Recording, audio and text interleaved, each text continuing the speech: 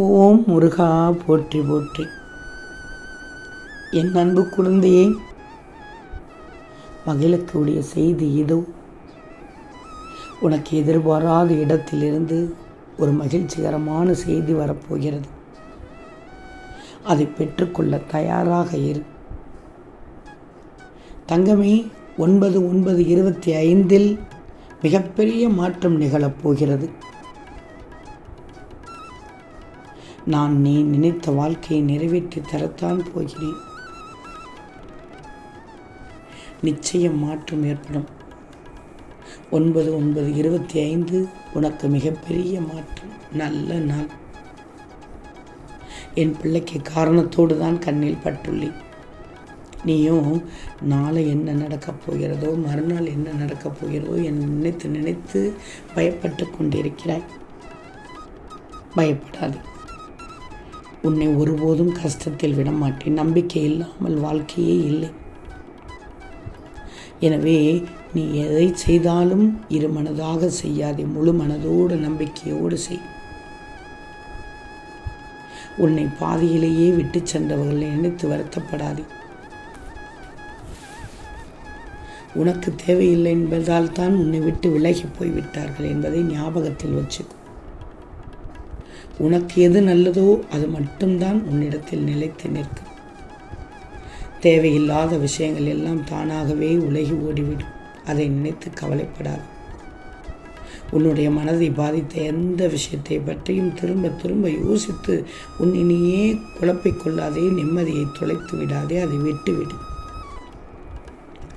நிம்மதியாக இருந்தால்தான், தெளிவாக இருந்தால்தான் உன் வாழ்க்கையை அழகாக நடத்த முடியும். உனக்கு வேண்டாத சிந்தனைகள் வேண்டாம், வேண்டாத எண்ணங்கள் வேண்டாம். அது உன் மனதில் இருக்கவே கூடாது. அது உன் மனதில் ஒரு குப்பை குளம். வேண்டாம், தூக்கி எறிந்துவிடு. தேவையற்றவர்களை நினைத்து உன் மனதை போட்டு வாட்டி வதைத்து நீ நிம்மதி இல்லாமல் வாழ்ந்து விடக்கூடாது. அந்த பிரச்சனைகளை தூக்கி எறிந்துவிட்டு உன் சந்தோஷத்தை கெடுத்தவர்கள் நிச்சயம் அதற்கான தண்டனை அனுபவிப்பார்கள். என் முருகன் கொடுத்து விடுவார் என்ற நம்பிக்கையோடு அதை என் கையில் விட்டுவிட்டு உனக்கானதை நீ செய். உனக்கான வேலையை செய். அவர்களுக்கு என்ன கொடுக்க வேண்டுமோ அதை நான் கொடுத்துக் கொள்கிறேன். நீ என்னுடைய செல்ல பிள்ளை. மன நிம்மதியோடு இரு. உன் கண்ணீரை நிச்சயமாக இந்த முருகன் துடைத்து விடுவேன்.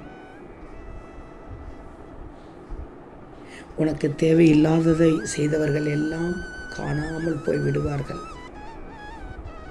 காணாமல் போனாலும் நீ இருக்கும் நிலையை பார்த்து பயப்படுவார்கள். என்னென்னலாமோ செய்தோம், என்னென்ன மாற்றலாமோ செய்தோம். ஆனால் இவர்கள் எப்படி அதிலிருந்து மீண்டு வந்தார்கள்? ஒரு நாள் நீ சொன்னது அவர்கள் தலையில் ஏறும். நீ முருகனின் பிள்ளை, முருகனின் பிள்ளை என்று அவர்கள் முன் காட்டிக்கொண்டிருந்தார். இப்போது அவர்களுக்கு பயம் உண்டாகிவிடும். முருகனை நினைத்து நீ செய்வதால் வாழ்க்கையில் உயர்ந்து போய் கொண்டிருக்கிறாய் என்று கூட அவர்கள் அறிந்து கொள்வார்கள். பழைய பிரச்சனைகளை நினைத்து நினைத்து உன் மனதை கஷ்டப்படுத்திக் கொள்ளாதே. நிம்மதியாக இரு. உனக்கான சந்தோஷம் இதோ வந்துவிட்டது. 9/9/25 நிச்சயம் உனக்கானது கையில் கிடைத்துவிடும், நடந்துவிடும். எது நடக்காது என்று நினைத்தாயோ அது நடந்துவிடும். ஒவ்வொருவருக்கும் ஒவ்வொரு நிகழ்வு நடப்பதற்கு ஆவலோடு காத்து கொண்டிருக்கிறீர்கள். நிச்சயம் நடக்கும். இந்த முருகனின் ஆசையால் நிச்சயம் நடக்கும். நடந்த பின் நிச்சயம் எனக்கு நன்றி சொல்வீர்கள். பொறுமையாக காத்தீர். வரும் நாட்களை சந்தோஷமாக வாழப் போகிறாய். அதனால் தான் உன் வாழ்க்கையில் மாற்றங்கள் ஏற்பட போகிறது என்று சொன்னேன். யாராலும் உன் நிம்மதியை ஒன்றும் செய்ய முடியாது. உன் சந்தோஷத்தை பறித்து கொள்ளவும் முடியாது. நல்லதே நடக்கும். இது உனக்காக நான் பழிக்கப் போகும் வார்த்தைகள். நல்லதே நினைத்து நல்லதே செய்யும் என் பிள்ளைக்கு எந்த துன்பமும் நெருங்காது, நெருங்க விட மாட்டேன்.